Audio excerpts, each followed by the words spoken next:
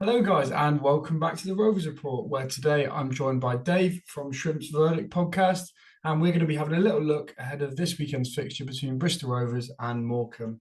I know you joined us from your holidays, Dave, so I guess first things first, how's that all going? You doing well? It's fantastic, Fred. Thanks for having me on, by the way. But yes, No it's worries. wonderful here. I think I'm a couple of hours ahead of you back in the UK, but yeah, it's fantastic. It's been a great 2 weeks. I'm really looking forward to being back home and back at the Memorial Ground on commentary on Saturday. Can't wait. Lovely, mate. Um, as I always start with these, let's go back to the start of the season and sort of have a brief look at the transfer window. What is the general feeling from Morecambe fans around Derek Adams' recruitment this summer? And what do you sort of feel the state of your squad's in, with probably just a week away from the end of the transfer In window? terms of our recruitment, Fred, I think the way I would describe it is it is what it is. Mhm. And what I mean by that is we have a specific budget. We are very much a club who doesn't overspend. We're not going to be chasing any dreams or anything like that. We have what we have in our budget, and we recruit the players accordingly. Now, in terms of what Derek Adams perhaps wanted on his wish list in comparison to what we've actually managed to get through the door, I would imagine that they are quite far apart. And the reason for that is because when Derek took over back in February, he very publicly said that most of the squad that he had inherited from our previous manager, Stephen Robinson, wasn't good enough for League One football. He didn't rate them, and he put about 10 of them on the transfer list. Most of them are still at the club and in and around the first team squads. Some have broken back into the first team, others are still on the fringes. So if you are stuck with those senior players, that means that you have a certain level of budget. And as has been going on throughout the summer, most of the budget is already tied up in players who are already in the building. Mhm. And therefore, that makes it difficult to recruit who you want to recruit. In terms of who we've got in, I think it's so far something of a mixed bag. Some have started very well. Some we haven't seen very much of yet, and others still have obviously something to prove, but we are only 6 league games into the season. So overall, not bad. Early days, still a lot more to offer, though, I think. Yeah, yeah, I think that's a fair assessment, mate. And just sort of you kind of touched on it there. As I've had a little look over your forums, and obviously you haven't been performing too well this season, particularly in attack. And there seemed to be a split between some of the fans who sort of said, you know what, look, you've got to accept this is the way we're going to play. We don't have the biggest budget. Derek Adams is being pragmatic here, but Yeah, then there's also some of the fans. So I think probably fairly enough has said, look, I don't mind losing, but at least let's have a go at them. Where would you sort of say you stand on that? it's difficult, Fred, because last season we conceded nearly 90 goals in League One, and that was that went a large part of the way into us nearly getting relegated. Mm. So first and foremost, Derek has had to sort the defence out. We can't concede that many goals this season. If we get anywhere near that total again, we'll absolutely be down. There's no question about that. Mm. And I think he's bought, certainly in defence, he's bought in players to shore that up. He's bought in Farron Rawson from Mansfield, who is a perennial header of the football, which we were missing last season. He's brought Jacob Ado back from who we had on loan from Burnley on a permanent deal to shore it up at the back. Ryan Delaney's come back in, who's one of those on the transfer list, and so he's trying. We've got a new goalkeeper as well, so he's tried very much to shore things up at the back, and I think that's the way that Derek Adams plays his football. He might say publicly differently, but I think he has said several times during this season we have to play in a particular way, and by that, I think it's clear to see our style of play, as I'm sure we'll allude to in a second. It is defensive, Yeah. it is low block, it is soak up the pressure and try and hit on the break. So we've half cracked it at the back. We've kept 3 clean sheets already this season. We've had 1 or 2 blips as well. Last Saturday against MK Dons, Peterborough was 3-0 as well, of course. But it is that final third that's really, really lacking. The fact we've only scored 2 league goals so far in 6 games, Mhm. that is a bit of a worry to say the least. Yeah, and I think when I came onto yours, we spoke a little bit about the sort of your attack and the toothless nature of it. And I remember saying to you, is it a case of you're just not taking your chances? And I remember you saying that actually it was just wasn't, you weren't creating. Do you think is something going to click, or do you think there needs more personnel in the building or a change of attacking style? What's going wrong up there? I think it's a combination of all of them, Fred, to be honest. We obviously, of course, we relied heavily on Cole Stockton last season, 26 goals. There's been, since the first weekend of the season, the uncertainty about whether he's going to be a player or not, that he was injured, then he was ill, then there's transfer speculation, then he's left out of the squad, then he's back in the squad. So that hasn't helped us, obviously, but we haven't really got any goals from elsewhere in the team. Arthur Nahua, who's an attacking midfielder, a winger, really, he's not centre forward. He's got a couple, but apart from that, we've not really seen any contribution in the final third elsewhere. I don't think it's a particularly down to any style of play being changed or anything like that. We played as we played at the back end of last season, pretty much how we're playing this season, really, just better results in the defensive third. So it is a worry. The fact we've only scored those 2 goals, it's not great. We need to improve on that. How we improve on that, I don't know. Whether it's fresh legs in the building, obviously we're running out of time to do that. Whether Cole Stockton's with us, I don't know, or whether we just it clicks. I will say against MK Dons though, Fred, although we lost 4-0 on Saturday, we did carve out probably the most number of chances that we have all season so far, and we didn't put any of them away. Their keeper made some great saves. One in particular from a header, another one in the second half, full length save. But we've got to start putting those away. Derek Adams' style of play, all well and good. Soak up the pressure, hit on the break, don't create many chances, but take the ones that you take. That's fine, as long as you take those chances that you do create. And that's where the bottom line has been so far. So, yeah, a bit of a worry in the final third, to say the least. Just if it does sort of click, and this is more of a question to sort of help Rovers fans out here, who should they be looking at on Saturday that could potentially cause our defence problems? You know, who's going to cause a bit of chaos? Well, a slight caveat, of course, we're speaking before the end of the transfer window. Yeah. And whether Cole Stockton is still in the building or not remains to be seen. If he is, I would imagine he will at least be on the bench on Saturday. If not, if not start. He's had a bit of an injury, and then he was ill the week before last as well. So if I was a betting man, I would say he wouldn't be involved at the weekend for one reason or another, even if he's still a Morecambe player. Where we do have potential threats, and it is potential threats at the moment, because obviously, as I say, 2 goals in 6 games tells its own story. Yeah. We've got Dylan Connolly out wide. He probably played against you last season. Perhaps he was with Northampton. We signed him in January. He's very, very quick. He's absolutely rapid across the ground, covers every blade of grass. Very direct, isn't he? Yeah. But his end product's perhaps a little bit lacking. He's not scored or assisted as many as perhaps he would have liked, and he's missed a couple of chances as well this season when he has had that scoring opportunity. Arthur Nahua, very much a languid, laid-back style. He'll just have the ball at his feet and he'll just mazy dribble, and he'll try and run at you. So those two from an attacking sense. We bought Kieran Phillips in, a young attacker on loan from Huddersfield last week. He's made his debut this week in the Papa John's Trophy, his full debut.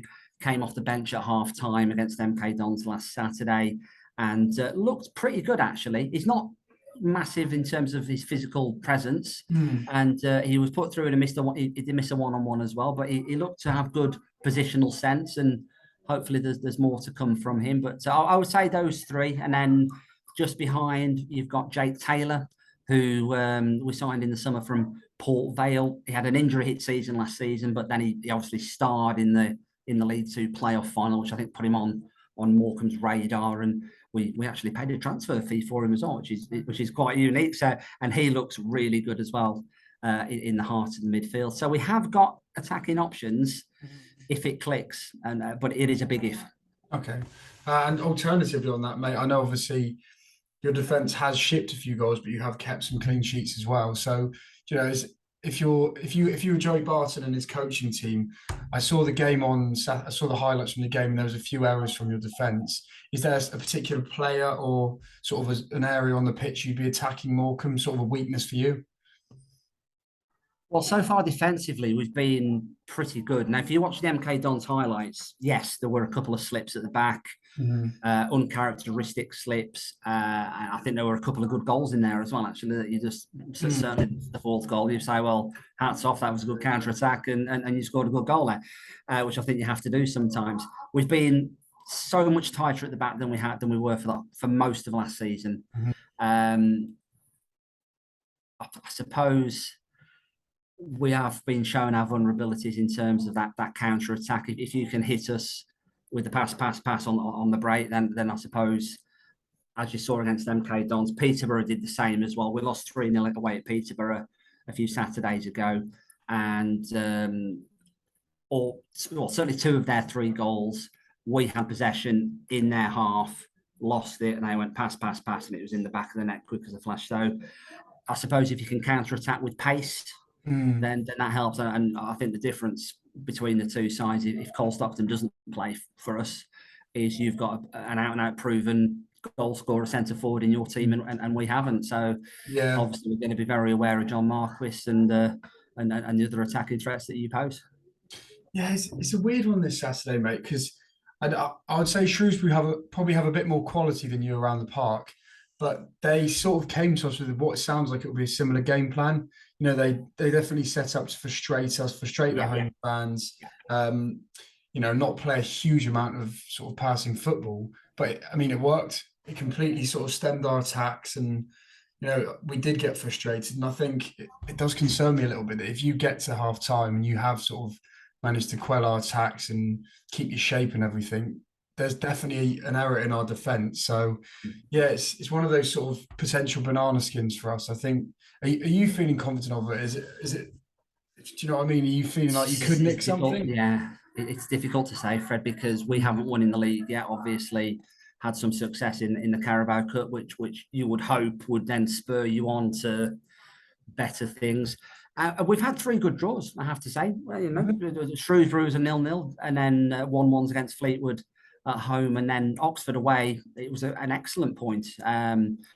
The problem that we've had is the times that we've taken the lead, we've then sat back and tried to protect the lead. Certainly away at Oxford, we scored early in the second half, and straight away we had a chance about a minute later, and possibly should have made it 2-0. But from then on, we sat back and we tried to protect the 1-0, and then they scored, and it ended up 1-1. Fleetwood was similar. We were 1-0 up. We created 1 or 2 other chances, but nothing significant. We sat back in the second half, deeper and deeper, and then they scored with about 7 minutes to go, and again it was 1-1. So that would be my worries if we score first. Yeah. That we go we shut up shop a little bit, and I think perhaps some fans would like that to change. They'd like us to be a bit more expansive, but I would still say in Derek we trust. He's the man who got us out of League Two in the first place. He kept us in League One last season. We know what kind of football he plays. And some fans, of course, don't like it. Certainly when you lose 4-0 at home, it's very easy to start, you know, certainly on social media and online, sort of throw your weight around, isn't it? And I get that. I get what fans are saying about the negative style of football and that we're not attacking enough. And yeah, the stats don't lie in that regard. But what I would say is it's still very early in the season. As we're speaking now, there's still 120 points to play for. And also, we need to get another 40 points from those 120 and we'll stay up.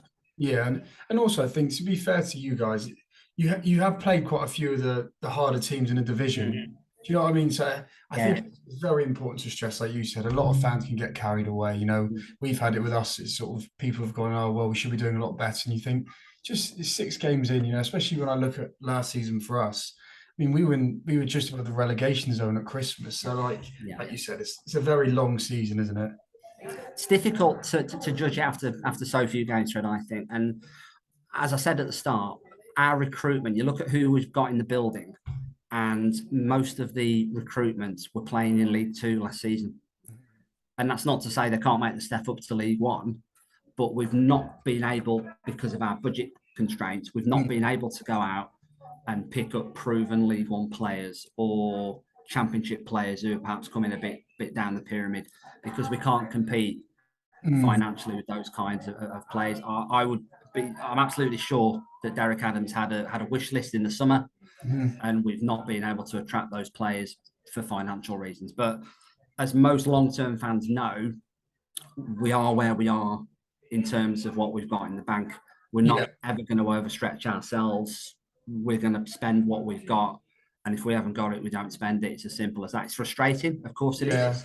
And I think there's nobody more frustrated than Derek Adams in that. And he's come out several times already this season, and he's made it very clear that he wished he had more money in the pot to go out and strengthen further. But we've got what we've got. Yeah.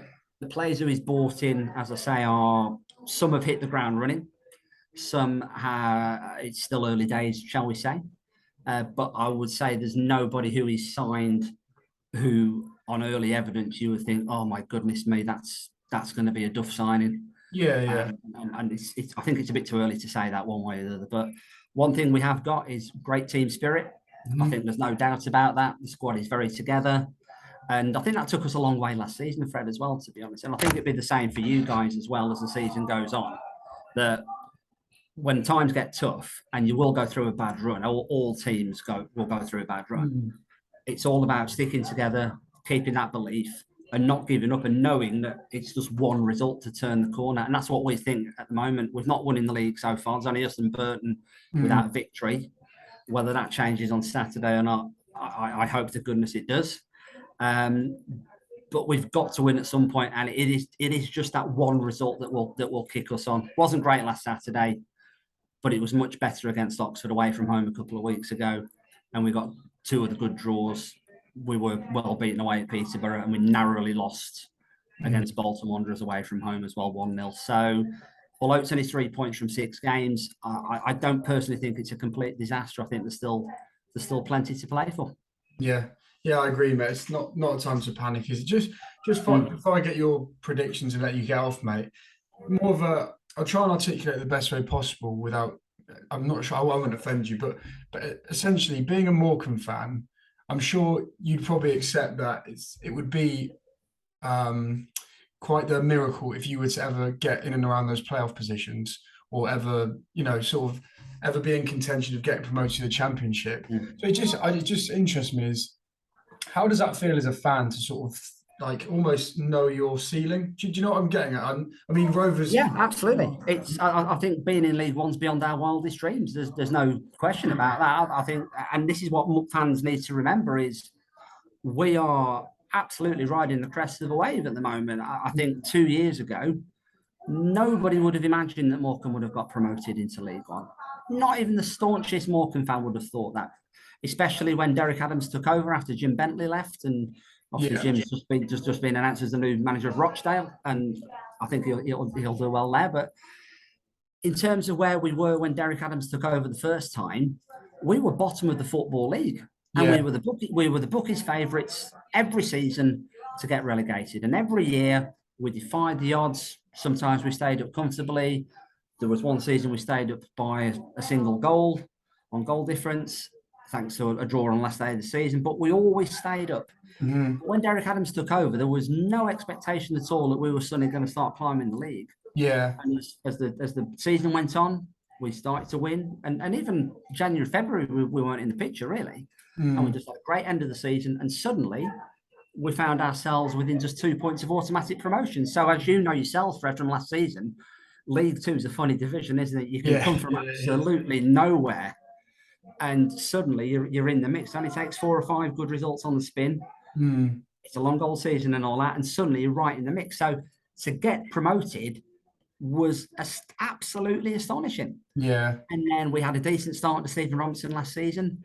It then didn't go so well. He left. We were just hovering just above the relegation zone, and then we dropped into the relegation zone, and we stayed there for about 3 months. And then we had 3 wins and a draw in a run of 4 games over Easter, and that got us out the bottom 4, and we stayed out the bottom 4. So from my point of view, we are above our wildest expectations. So that means from us, in terms of success, survival is as good as winning the league, I would say. That might be construed by some Morecambe fans as being negative, but if we can stay up again this season, I would argue it would probably be our greatest ever achievement, probably more so than getting promoted in the first place. That's how big it will be. Yeah, no, I appreciate it. I think that's a very realistic view on it, isn't it, mate? Like you said, you know your budgets, you know your restraints, and you look at some of the teams in this division, and that's who we're up against. Some amazing teams, Fred. Some absolutely amazing. I think this season is in League One, as you will find out. You are going to have some great away days and some massive clubs coming to the Memorial Ground, and that's part of the charm, I suppose, of League One. Is there's so many massive teams, so-called sleeping giants, teams that shouldn't be in there, and we thought that was the case last season, but probably even more so this season. Sorry, carry on, mate. I'll say you look at the likes of Ipswich, they spend £1 million on a player. And there are other clubs such as, ourselves, we have to dip into League Two to get a player on free transfer. And that's what we're competing with. But you look at Ipswich and MK Dons and Derby and Sheffield Wednesday and Peterborough, and the list goes on and on. I would say there's probably a dozen or more teams in League One this season who will have, at this point, a genuine claim that they will get promoted. And that's astonishing, really, for any division. So the fact that we're even competing with, and I'll say this for both our clubs. Oh, of course, yeah. We're even competing with those big fish on a level playing field. I think it's absolutely amazing. So I can't wait for the season ahead. It's going to be ups and downs, twists and turns. It's going to be a roller coaster, isn't it? But we'll see how we go. But we do need to start picking up wins soon. Yeah, I do. I love starting Saturday, hopefully. Well, hopefully not, mate. But I do love your optimism. And are you going to give me an optimistic prediction for this weekend then, or a realistic one? Yes. Yes. I think we will beat you 1-0.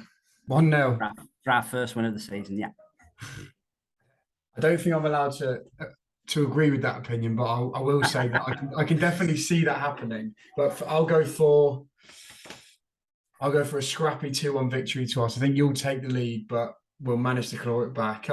Just before you head off, mate, firstly, I want to say thank you for coming on, because, as I said, I really appreciate you taking time out of your holiday. No problem at all, Fred. No problem. Before you go, mate, is there anything you'd like to promote to any Shrimps or Rovers fans watching this? We have my podcast, obviously, which is called The Shrimps Verdict. You can find that on all the usual platforms. You can find it on my radio station's website as well, which is beyondradio.co.uk. You'll find that after every game. It's a bit different to yours, Fred, in terms that we sort of preview and then we don't preview, but we have highlights and reaction and stuff. So if you want a bit more Morecambe content, there might be a Bristol Rovers fan out there that might, then you can go and get even if you click the play button for 2 seconds, it'll still register as a download. So that'd be appreciated. Just search The Shrimps Verdicts and you'll find it. That's perfect, mate. I'll make sure to include all of that in the description. So yeah, thanks for coming on, mate, and hope you enjoy your time in Bristol this weekend, but not too much. I've been down a few times actually, Fred, under various guises. First time with Morecambe on Saturday, but we always have a great welcome at the Memorial Ground. The press area is a great vantage point as well. It's halfway up the main stand and it's a great view, and food's nice, stewards are nice, warm, friendly welcome. So I'm looking forward to it. Not looking forward to the 3.5-hour drive so much, but hopefully the M5 will be kind. Yeah, I hope so, mate. Well, I'll catch you later, Dave, and thanks again for coming on. No problem, Fred. All the best. Speak to you next time.